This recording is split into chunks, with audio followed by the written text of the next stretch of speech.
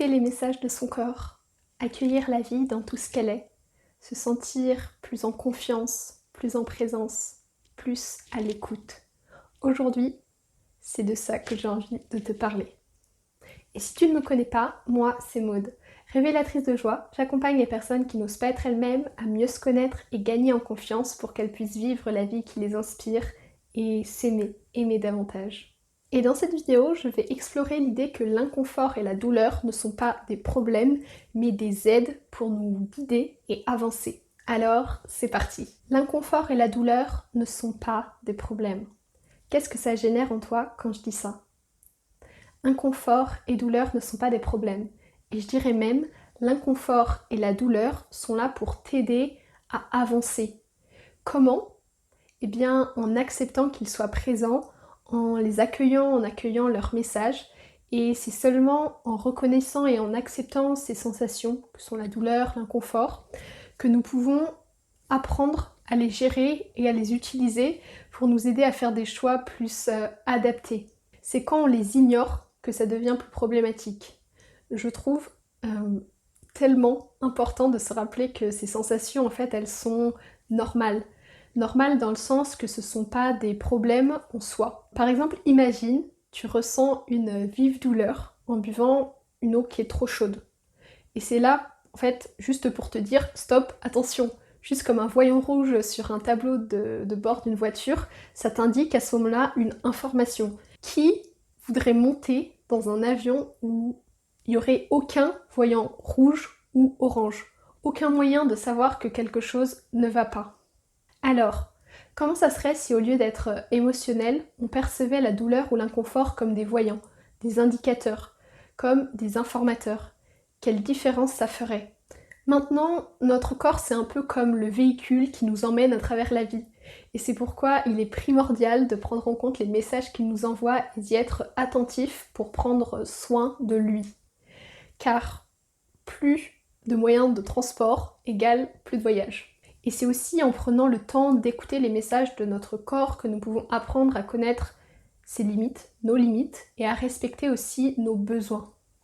Accueillir les sensations, la douleur, l'inconfort et leurs messages, c'est prendre conscience de leur présence d'abord, les accepter. C'est quand tu ressens un inconfort d'aller à sa rencontre, de l'accueillir pour ce qu'il est, un messager, et de prendre un moment si besoin pour respirer. Puis de demander à cet inconfort quel message tu as à m'apporter. Maintenant, si on prend l'inconfort comme un guide, on peut aussi l'utiliser pour identifier les zones de notre vie où on a besoin d'avancer, d'évoluer, de grandir, de transformer quelque chose.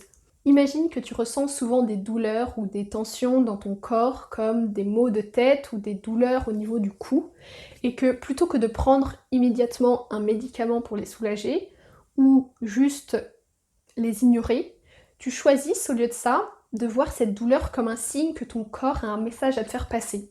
En fait, en écoutant ton corps, tu peux essayer de découvrir ce qui peut causer ces douleurs. Peut-être que tu travailles trop longtemps sans faire de pause, que tu passes trop de temps assis devant l'ordinateur ou que tu te sens stressé à cause de problèmes professionnels ou personnels. Et en trouvant ou en questionnant la source du malaise, tu peux alors prendre des mesures pour changer la situation. Tu peux décider par exemple de faire plus d'exercices pour soulager les tensions que tu ressens, modifier ta position de travail, prendre plus de temps pour te soulager, te détendre ou agir sur la cause aussi de ton stress. Et c'est aussi en prenant la douleur comme un guide que tu peux identifier les domaines de ta vie qui demandent plus d'attention et d'évolution, ce qui te permet au fur et à mesure de grandir et de t'épanouir de plus en plus dans ta vie. Il s'avère souvent nécessaire de vraiment prendre du temps pour s'écouter et apprendre à le faire. Je le vois avec moi car même si je sais ce que ça m'apporte cette pratique d'accueil, je prends pas toujours le temps en fait de le faire et aussi de persévérer dans la présence, l'écoute et pour agir dans ce qui fait plus de sens. Peut-être que c'est un mélange entre l'habitude et l'envie en fait de confort immédiat qui prend plus de place à ce moment-là que le sens que ça a pour moi de le faire. Alors par rapport à ça, comment mettre en place des habitudes qui nous aident à nous écouter? Par exemple, en prenant des pauses régulières au cours de nos journées et de nos activités. Même quelques minutes, ça fait vraiment une différence. ou en prenant du temps pour s'occuper de soi, de faire des activités qui nous aident à nous reconnecter à nous-mêmes, qui nous ressourcent, prendre l'air par exemple. Et dès qu'on ressent une douleur ou un inconfort, ça va être de s'entraîner à le prendre en considération. 2, le voir comme un messager. Et 3, se demander qu'est-ce qui se passe, qu'est-ce qui se joue en moi. Puis, quel message cet inconfort a à me dire ou de quoi j'ai besoin en fait présentement.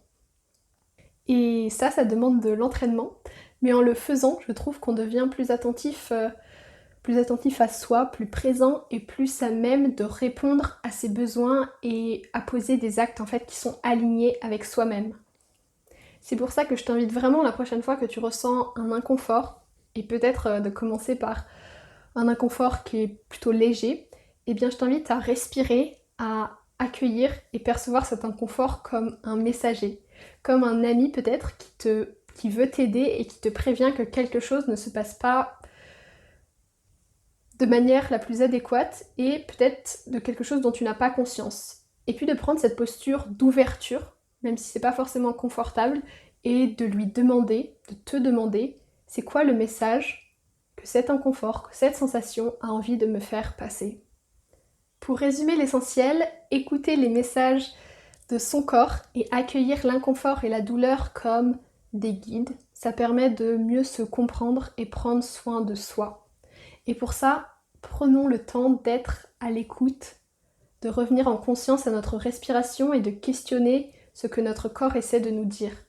En le faisant, on grandit, on se respecte, on s'aligne avec soi, en faisant des choix plus justes et plus éclairés.